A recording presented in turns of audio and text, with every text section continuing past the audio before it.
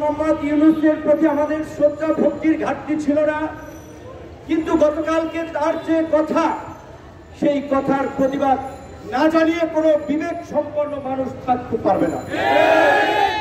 তিনি আন্তর্জাতিক ক্রাইসিস গ্রুপের মিটিংয়ে বলেছেন যে আওয়ামী লীগ নিষিদ্ধ করার কোনো পরিকল্পনা এই সরকারের নাই। বন্ধুগণ, আপনাদেরকে মনে করিয়ে দিতে চাই, অগস্টেই এই আলরাজির সামনে মঞ্চ করে আমরা আওয়ামী লীগ নিষিদ্ধের দাবিতে প্রোগ্রাম করেছিলাম, জেলায় জেলায় প্রোগ্রাম দিয়েছিলাম।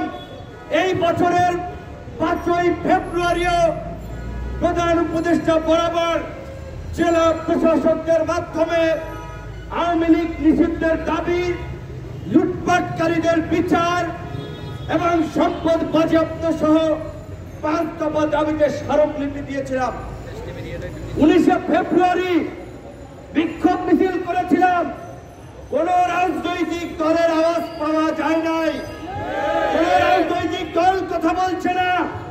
আমরা বারবার বলেছিলাম আওয়ামী লীগ নিষিদ্ধের প্রশ্নে রাজনৈতিক দলগুলো তাদের অবস্থান পরিষ্কার করুন। এখন এই রোজার দিনে জগন্নাথ বিশ্ববিদ্যালয়ের ছাত্রদের স্লোগানের রেফারেন্স টেনেই বলতে হচ্ছে সব শালারা বাটপার।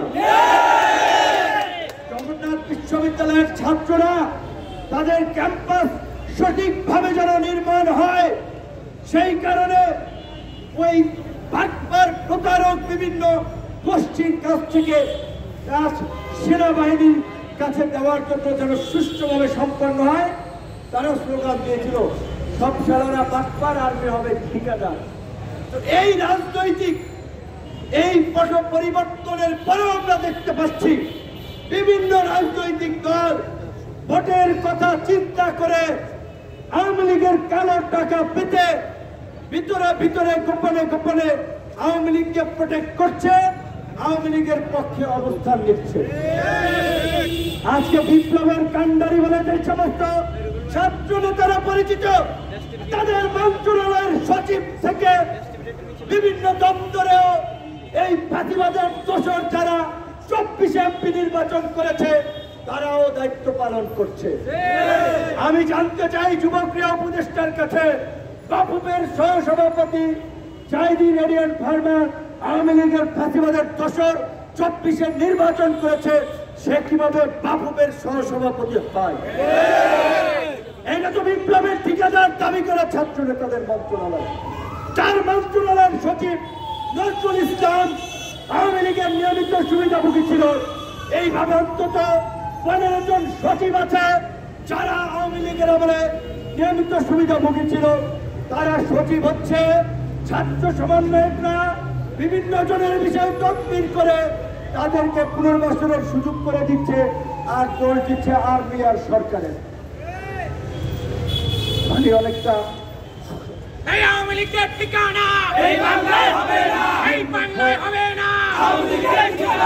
এখন পরিস্থিতি দাঁড়িয়েছে আঙ্গুর ফল না খেতে পেরে টক। সরকারের কাছ থেকে সুবিধা নিয়ে সরকারের উপরে তারা খবরদারি জারি করে পার্টি গঠন করে তারা আজকে হাসিনার মতো আরেকটা ফ্যাসিস্ট পার্টি হতে চায়। যেই কারণে আজকে তারা আর্মি নিয়ন্ত্রণ করতে চায়, পুলিশ নিয়ন্ত্রণ করতে চায়, রাজনীতিবিদদের মধ্যে বিভাজন তৈরি করতে চায় এবং দেশে নৈরাজ্য তৈরি করতে চায়।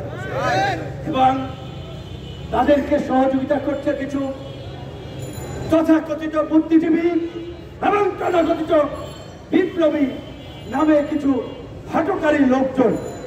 আপনারা দেখবেন, ন্যারেটিভগুলো দেখবেন, বয়ান দেখবেন, বক্তব্য ফলো করবেন। আমরা বলছিলাম ছাত্র জনতা, সামরিক বাহিনী, পুলিশ প্রশাসন, সমস্ত জনগণ অন্তত একটা পর্যায়ে এক বিন্দুতে এসে মিলিত হয়েছে বিদায়ী এই গণ অভ্যুত্থান সফল হয়েছে।